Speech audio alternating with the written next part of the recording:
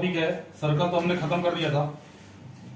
2-3 बच्चे मना कर रहे थे कि सर मत पढ़ाओ। एक बात बताओ, ऐसे छुट्टी करेंगे हम कैसे काम चलेगा? 12th वालों का अगले महीने ही पेपर है IIT का। जो भी 12th वाले बच्चे जुड़ रहे हैं इसका बढ़िया फायदा उठा सकते हैं। जो भी मैं पढ़ा रहा हूं जितना तक सिलेबस हो जाएगा, जहां तक हो जाएगा उसको प्रिपेयर रखो, और 12th में जो पढ़े हो उसको प्रिपेयर रखो। मेंस आराम से निकल जाएगा, कोई टेंशन नहीं होगी। आज का जो हमारा टॉपिक है, पिछली क्लास में हमने सर्कल खत्म किया था, पैराबोला आज पढ़ेंगे।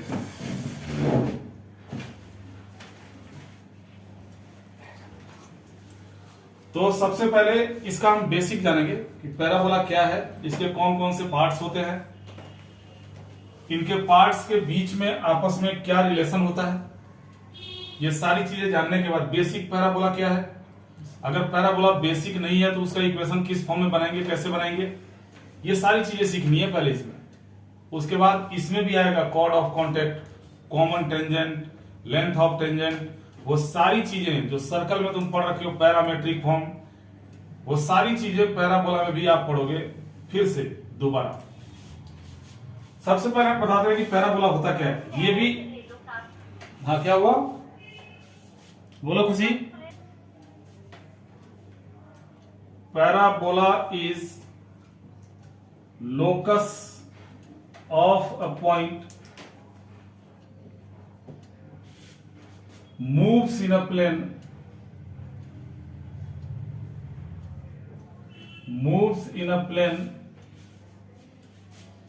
in such a way that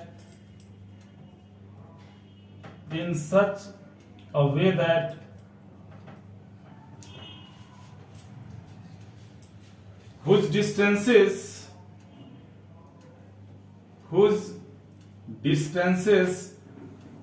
from a fixed point and a straight line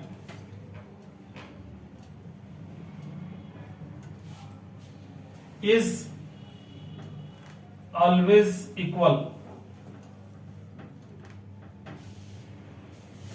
जो 11th वाले बच्चे हैं उनका तो ये तुरंत का पढ़ा हुआ टॉपिक है, तो उनको थोड़ा बहुत आइडिया होगा। 12th वाले का बहुत पुराना पढ़ा हुआ हो गया, तो उनको थोड़ा से याद करवाना पड़ेगा। अब ये जो फिक्स पॉइंट होता है प्लेन में, the fixed point in plane is called the focus of parabola. Focus of parabola and the straight line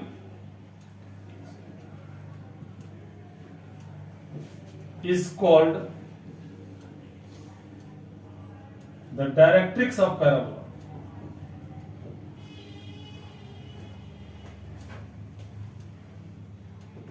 Directrix of parabola हमने क्या लिखा, आप पहले इसको समझिए और ध्यान से समझिए।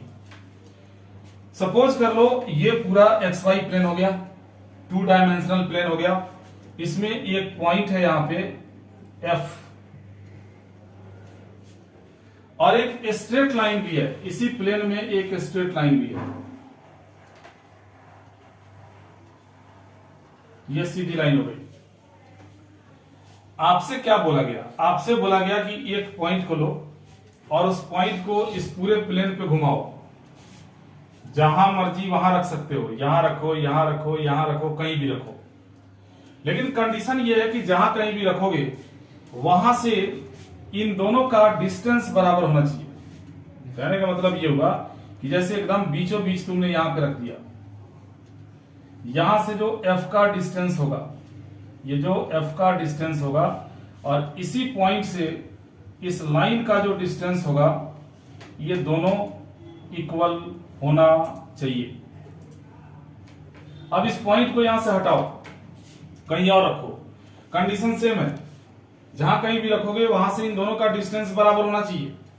अगर मान लो यहां से हटा के तुम यहां रख देते हो पॉइंट को, ऑब्जर्व करके देखो, यहां से फोकस का डिस्टेंस और डायरेक्ट्रिक्स का डिस्टेंस आपको बराबर दिखेगा।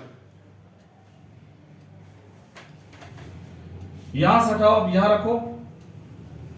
जब यहां पे रखोगे, यहां से फोकस का डिस्टेंस और डायरेक्ट्रिक्स का डिस्टेंस आपको बराबर दिखेगा। तो इस पॉइंट के घूमने से जो पाथ बनेगा वो पाथ कैसा होगा? ऐसे होगा पाथ।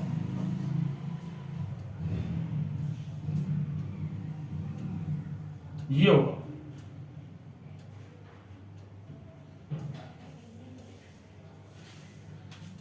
और इस पाथ पे किसी भी पॉइंट से अगर तुमने बाय द वे पॉइंट यहां भी रख दिया, तो यहां से फोकस को मापो और डायरेक्ट्रिक्स का परपेंडिकुलर डिस्टेंस मापो, ये इक्वल होना चाहिए।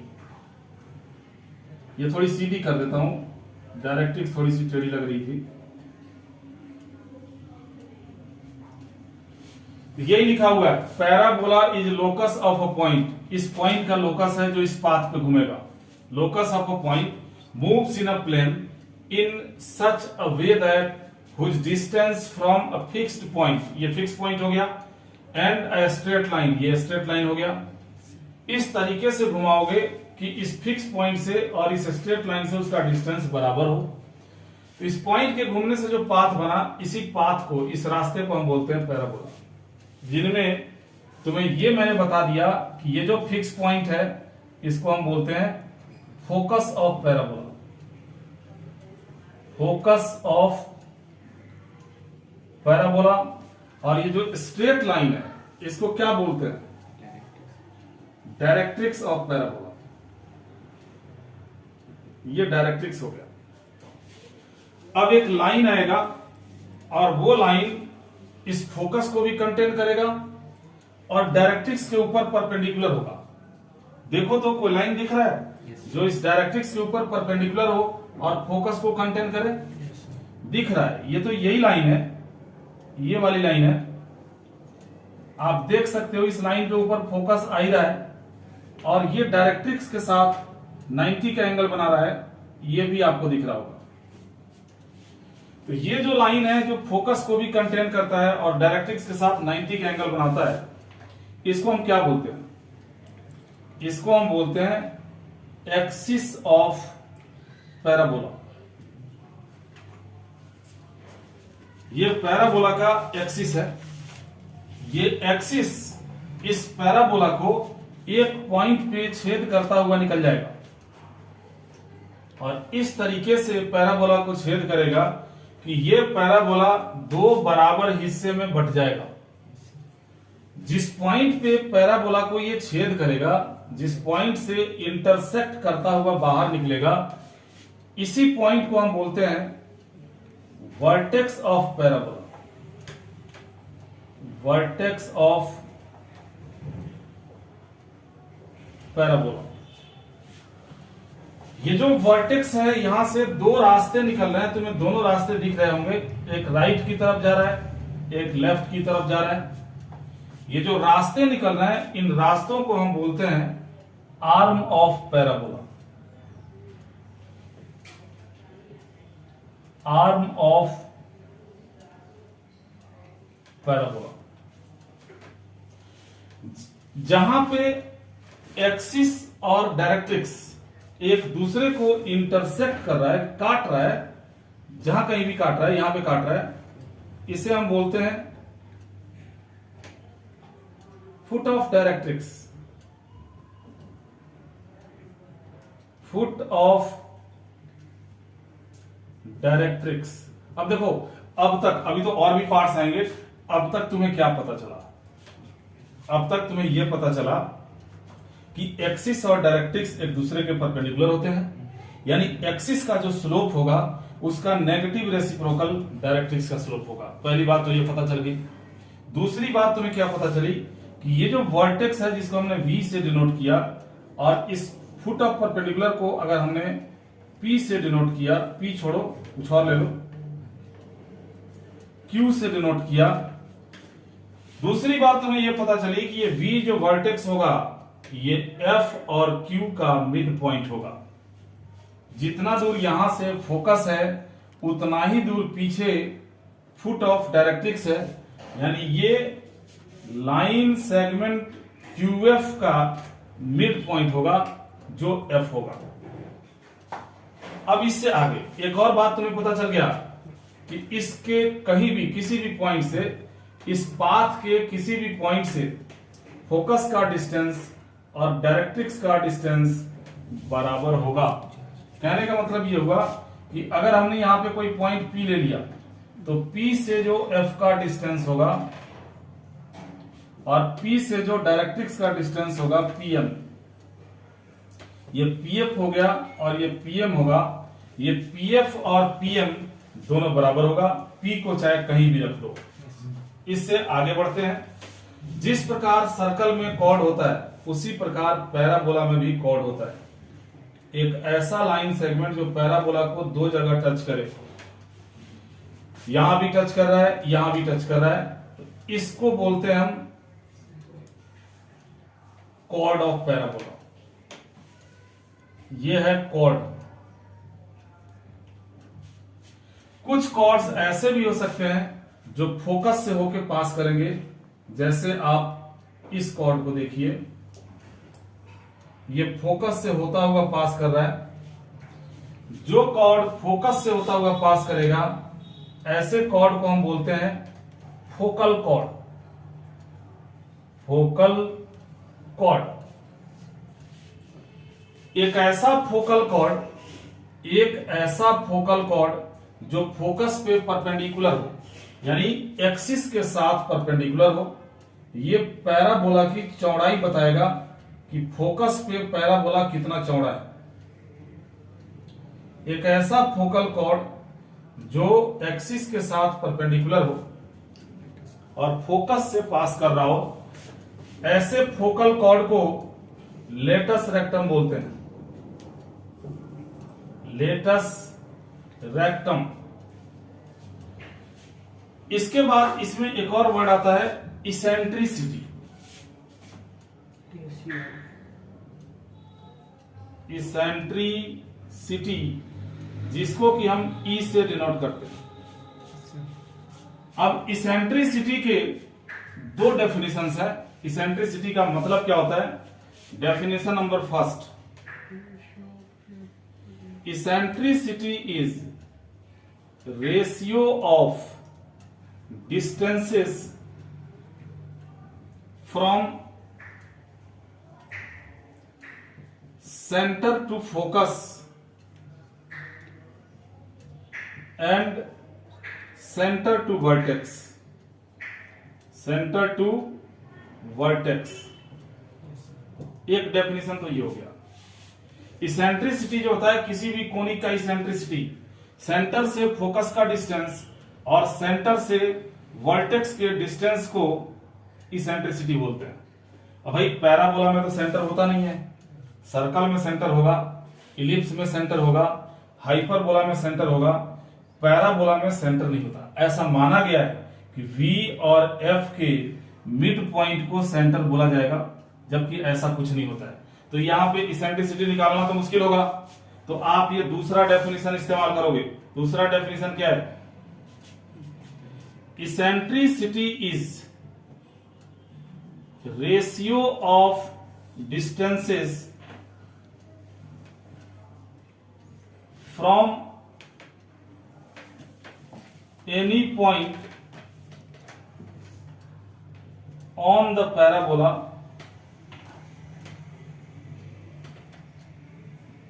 to the focus and the directrix। ये बच्चों सेकंड डेफिनेशन देखो।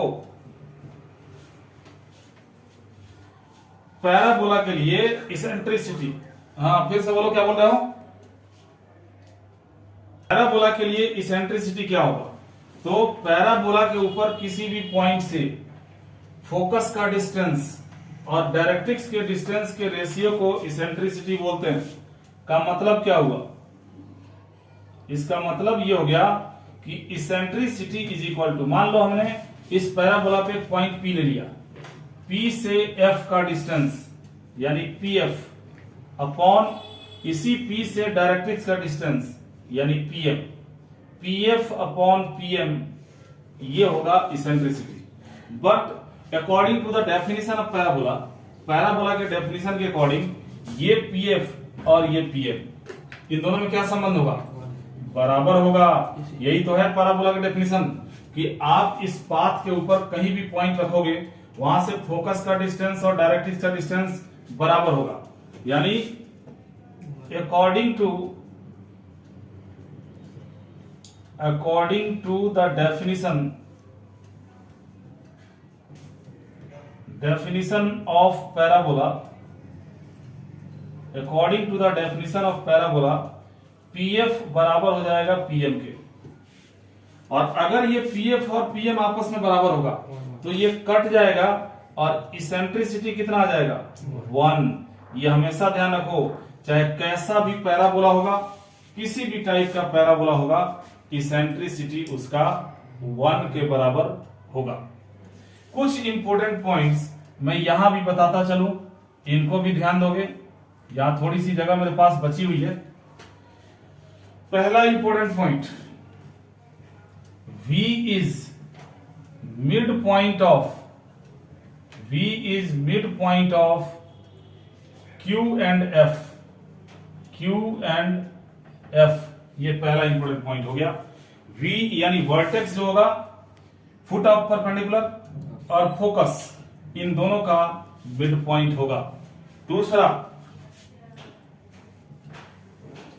Latus rectum is perpendicular to axis and parallel to directrix, passes through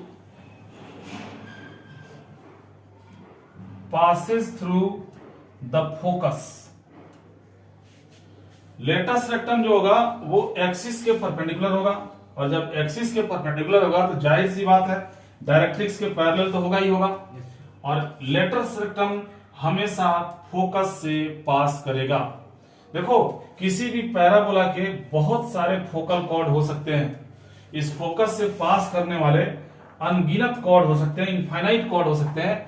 उनमें से सिंगल इकलौता ऐसा कॉर्ड होगा जो एक्सिस के साथ परपेंडिकुलर होगा। उस इकलौते कॉर्ड को हम लेटस रेक्टम बोलेंगे, जो पैराबोला के चौड़ाई को बताएगा। एक नई बात और तुम जानोगे, डायमीटर क्या होता है पैराबोला का? डायमीटर क्या होता है? तो ये देखो, diameter of parabola, diameter of parabola is locus of mid points of parallel chords। जैसे ये कॉर्ड हमने ड्रॉ किया, इसके पैरेलल जितने भी कॉर्ड्स हैं सारे ड्रॉ कर दो। ये जो कॉर्ड तुम देख रहे हो, ये AB कॉर्ड जो तुम देख रहे हो, इसके पैरेलल जितने कॉर्ड्स होंगे सारे ड्रॉ कर दो और उनके मिड पॉइंट को ज्वाइन कर दो। उससे एक पाथ बनेगा। उसी पाथ को हम पैराबोला का डायमीटर बोलते हैं।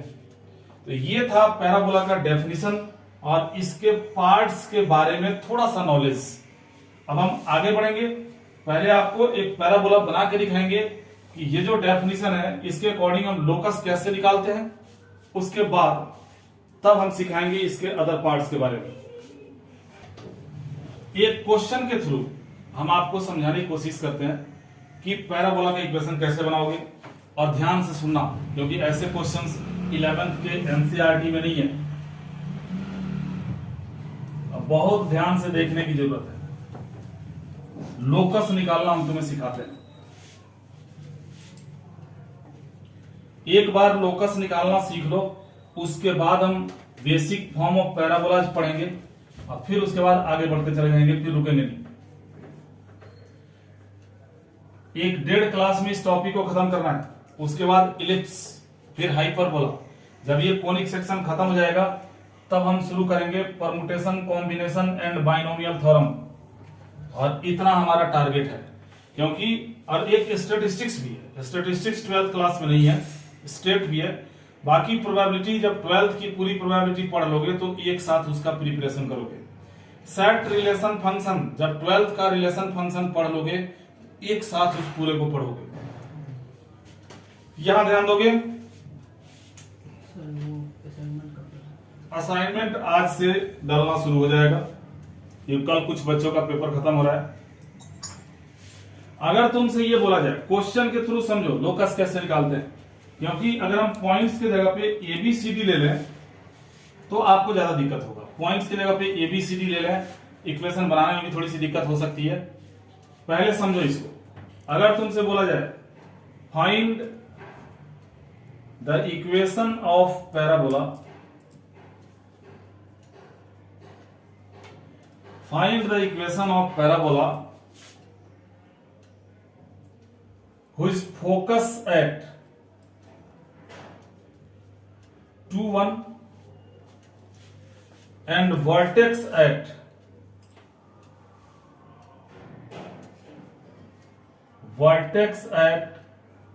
0, 3। बस इतना ही दिया हुआ है। कह रहा है कि आपको एक ऐसा पैराबोला बनाना है। बच्चों ध्यान से देखो,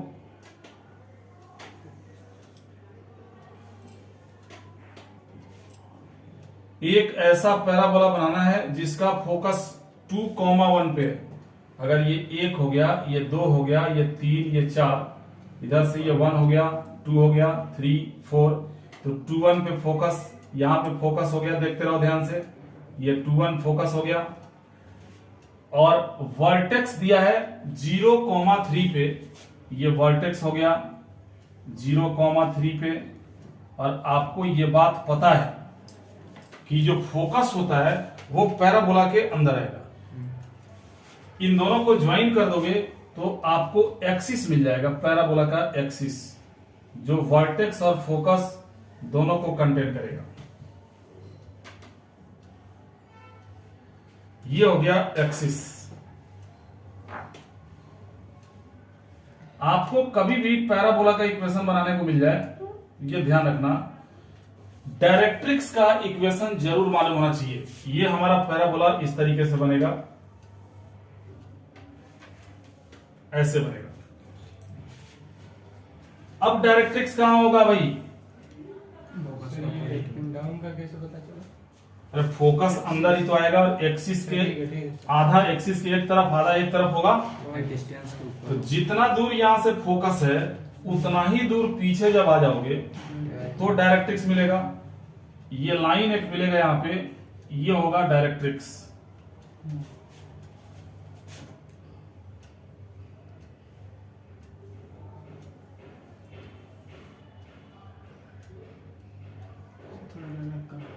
ज्यादा कम हो गया ना, जबकि बराबर होना चाहिए। सर इधर वाला जो है, ठीक है।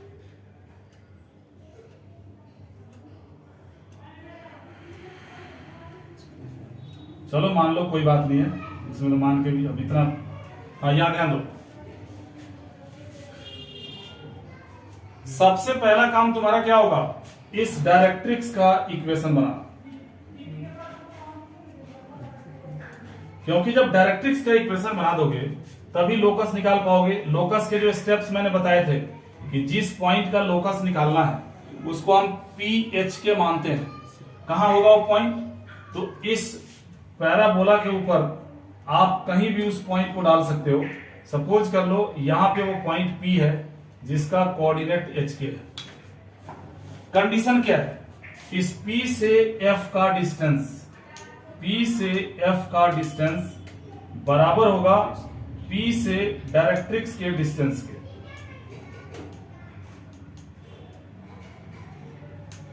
भाई P से F का डिस्टेंस आप डिस्टेंस फार्मूले से निकाल दोगे, क्योंकि ये HK आपने मान ही लिया है, ये 2, 1 ऑलरेडी गिवन है, तो डिस्टेंस फार्मूला लग जाएगा √x2 - x1 का स्क्वायर प्लस y2 - y1 का स्क्वायर।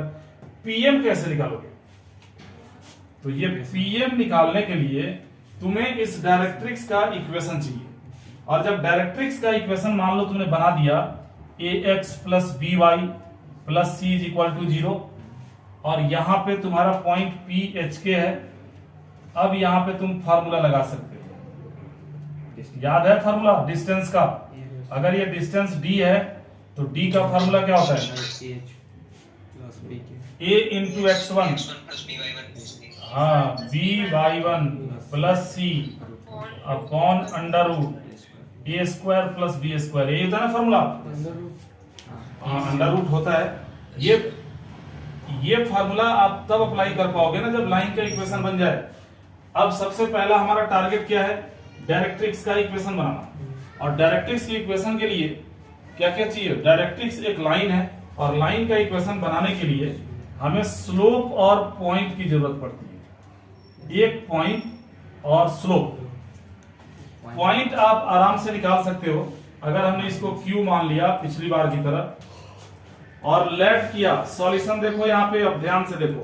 लेट किया foot of directrix, foot of directrix is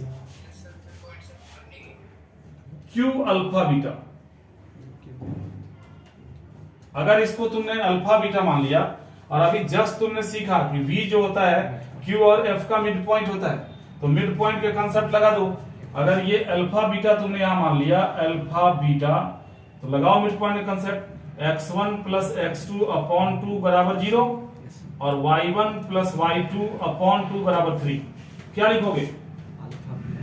alpha plus 2 upon 2 is equal to 0, and beta plus 3, beta plus 1 upon 2 is equal to 3।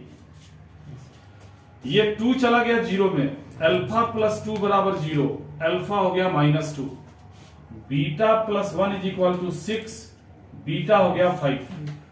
कल कुछ बच्चों का तुम में से एग्जाम है, इसलिए आज हम एक ही मीटिंग पढ़ाएंगे। अगर मान लो कि एक मीटिंग में ये खत्म नहीं हो पाया तो दोबारा 5-10 मिनट के लिए जोड़ लाना। 40 मिनट जब पढ़ी लोगे तो 5-10 मिनट में कुछ नुकसान नहीं होगा। -2 5, यानी हमें ये अल्फा बीटा मिल गया -2,5। अब चाहिए स्लोप। अभी जस्ट तुम्हें बताया मैंने कि ये जो होता है डायरेक्ट्रिक्स, ये एक्सिस के परपेंडिकुलर होता है। तो एक्सिस के ऊपर तुम्हें 3-3 पॉइंट मिल गया। किसी भी 2 पॉइंट से स्लोप निकाल दो, F और V से निकाल दो, V और Q से निकाल दो, या F और Q से निकाल दो, स्लोप सेम आएगा। स्लोप निकाल दो और उसको उलट के जब माइनस लगा दोगे तो डायरेक्ट्रिक्स का स्लोप निकल जाएगा। परपेंडिकुलर केस में सही तो होता है। तो पहले बताओ कि स्लोप ऑफ एक्सिस क्या होगा? स्लोप ऑफ एक्सिस होगा y2 minus y1 upon x2 minus x1। ये माइनस का बना गया। एक्सिस का स्लोप अगर -1 है, देयरफॉर स्लोप ऑफ डायरेक्ट्रिक्स क्या होगा? बिल्कुल सही, स्लोप ऑफ डायरेक्ट्रिक्स 1 हो गया। डायरेक्ट्रिक्स का स्लोप मिल गया, डायरेक्ट्रिक्स के ऊपर एक पॉइंट मिल गया -2,5। अब स्टार फॉर्मूले में डाल दो equation of directrix.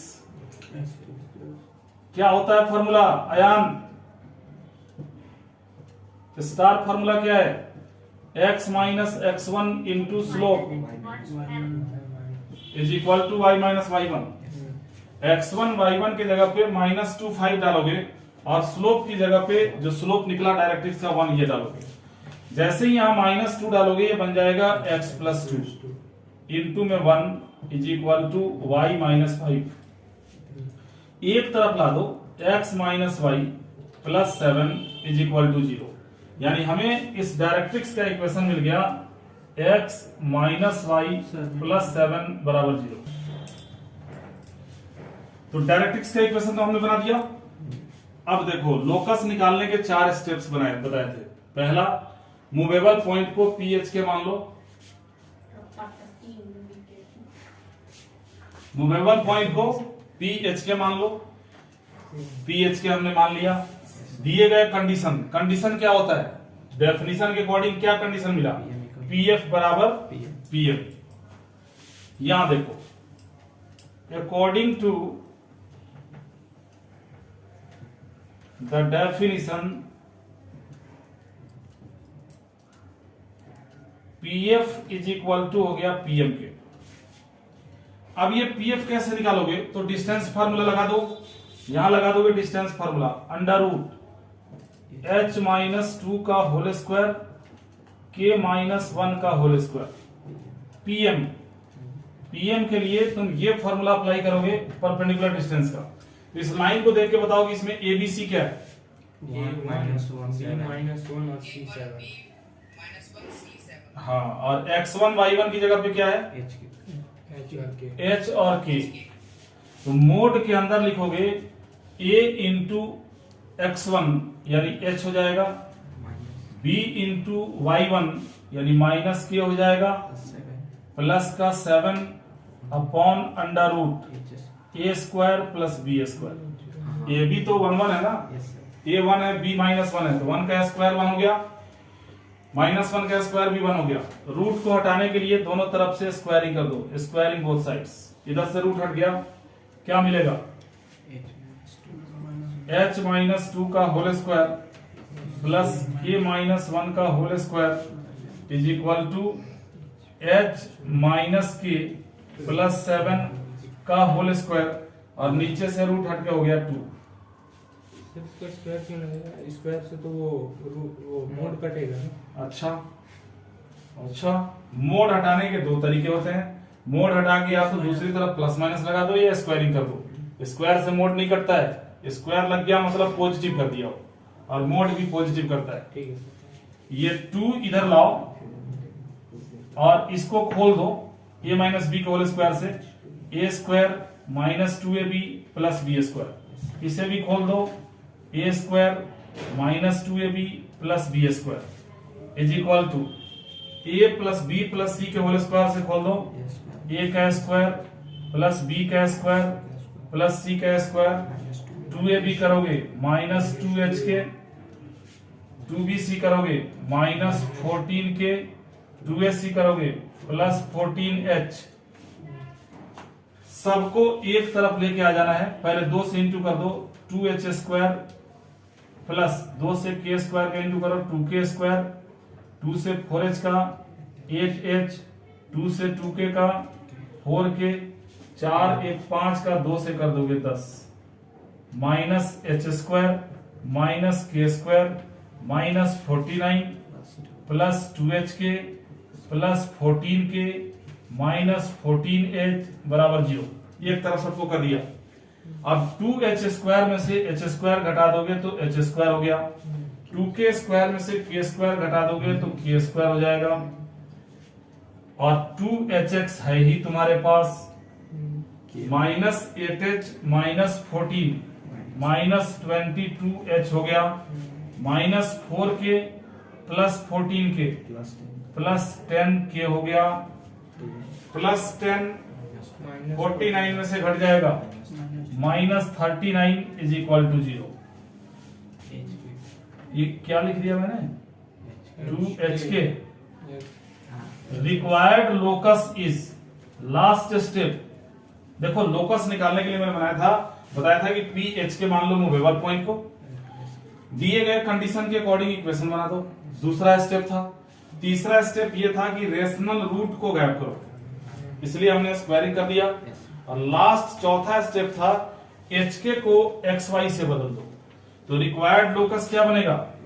x square plus y square plus 2xy minus 22x plus 10y minus 39 is equal to 0। हमने इस पाथ का इक्वेशन बना दिया। अब देखो, देखने से ऐसा लग रहा होगा कि अरे ये तो सर्कल की तरह लग रहा है, x स्क्वायर वाई स्क्वायर दोनों का कोफिशिएंट बराबर है, मगर ये सर्कल नहीं है, क्योंकि सर्कल के इक्वेशन में एक्स वाई होता ही नहीं। दूसरी बात, पैराबोला की जो कंडीशंस हैं, जिनको मैं दोबारा अभी बताऊंगा, एक बार और हम याद कराएंगे। पैराबोला कंडीशन क्या था? ABC plus 2HGF minus AF square minus BG square minus CH square zero के बराबर नहीं होगा, और जीरो के बराबर नहीं होगा उसके अलावा एच स्क्वायर की वैल्यू ए बी के बराबर जरूर होगा। यहां देखो 2h(xy) होता है, तो 2h का वैल्यू 2 हो गया, h का वैल्यू कितना हो गया 1। अगर 2h 2 हो गया तो h 1 हो गया, a का वैल्यू भी 1, b का वैल्यू भी 1, तो h स्क्वायर ए बी के बराबर हुआ कि नहीं हुआ। ये सारी चीजें हम दोबारा डिस्कस करेंगे। आज का 40, 45, 50 मिनट तो इंट्रोडक्शन में निकल गया। इसी तरीके से आप पैराबोला का इक्वेशन बनाओगे। हमने जो सीबीएसई में पढ़ा है, आपने जो पढ़ा है बेसिक पैराबोलाज पढ़ा है, जिनको आप 12th वाले एरिया में भी यूज करते हैं। तो बेसिक पैराबोलाज का भी हम ब्रीफ में आपको इंट्रोडक्शन जरूर देंगे, फिर हम आगे बढ़ेंगे। जब पैराबोला बेसिक ना हो, ऐसी कंडीशन में फोकस, वर्टेक्स, डायरेक्ट्रिक्स ये सब कैसे निकालते हैं, ये सारी बातें हम सिखाएंगे आपको। ठीक है बच्चों, मिलते हैं अगली क्लास में, और असाइनमेंट डालो।